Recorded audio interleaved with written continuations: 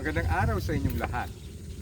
Ako po si Carl Villegas, isang forester na may karanasan bilang researcher at development worker at kasalukuyang assistant professor at program chair ng Masters of Environment and Natural Resources Management Program ng UP Open University.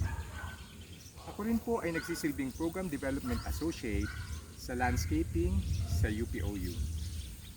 Nakatira po ako dito sa Bae, Laguna, isang bayan sa paanan ng Mount Makiling at malapit sa Laguna de Bae.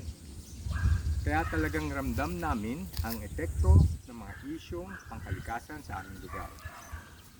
Habang naglalakad ako dito sa aming komunidad, napansin ko ang dalawang pangunahing problema.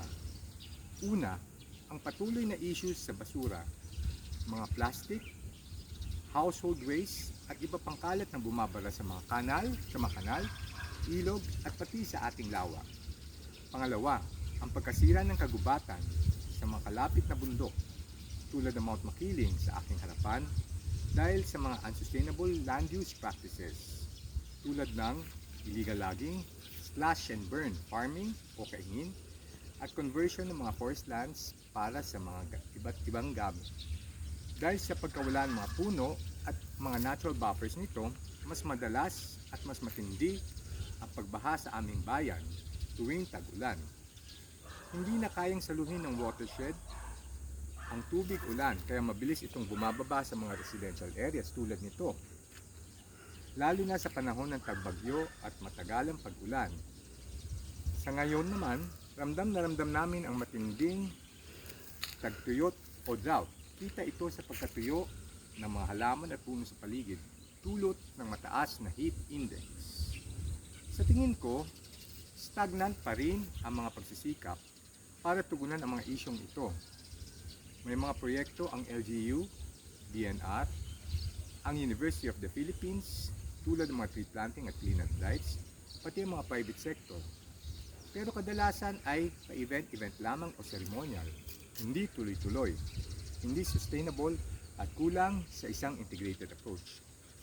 Ang waste management system naman ay reactive, parang band-aid solution, habang ang forest rehabilitation efforts naman ay kulang sa holistic, integrated at landscape level na pananaw. Maraming stakeholders ang kasama dito. Ang mga LGUs nangunguna sa disaster response, pero hirap pa rin sa preventive measures.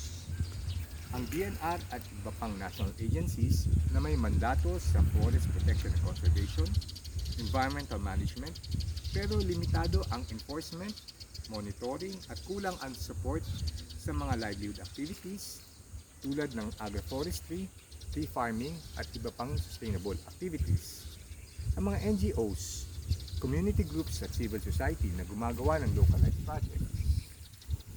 Business sector na minsan ay partner naman sa mga corporate social responsibility initiatives o CSR, pero hindi pa ito mainstream ang kanilang participation. May mga collaboration naman, pero ang hamon ay ang fragmented efforts at minsan competing interests.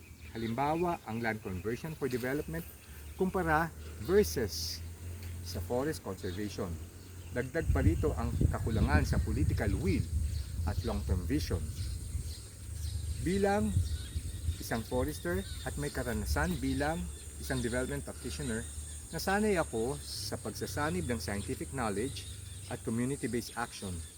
Ngayon, bilang isang assistant professor sa UPOU, mas nakikita ko ang kalagahan ng education at capacity building para sa mga local stakeholders. Ginagamit ko rin ang aking network sa academe, NGOs, government, private sector para magtulungan sa isang landscape level solutions tulad ng nature-based solutions o kilala sa tawag na NBS. Sustainable livelihoods para sa upland and lowland communities at participatory at inclusive governance models. Nakikita ko ang sarili ko bilang isang tulay, knowledge generator at facilitator na tumutulong mag-translate ng technical concepts sa mga actionable programs para sa komunidad at sa lipunan. Ang sustainability transition ay hindi madali. Pero posible kung magtutulungan tayo sa isang systemic change, hindi lang sa mga isolated projects. Bakit hindi natin tingnan ang complex systems thinking approach kung saan bawat elemento ng sustainability ay may gampanin o pagtugon sa mga isyong ito. Sa course na ito, umaasa akong matuto pa kung paano mas epektibong mamanage ang mga transition na ito at kung paano ito may isasabuhay sa ating mga komunidad. Hindi pa ang huli ang lahat, no? Sabi nga nila, save the best thing for the last. Maraming salamat po sa pagsama sa aking paglalakad at pagninilay. Nandito ako ngayon sa tabi ng puno ng paraiso, isang simbolo ng resilience at isa sa mga pangunahing solusyon sa pagharap sa climate change. Ito ay isang native species na kinakailangan natin sa forest restoration. Looking forward to learning and collaborating with you all.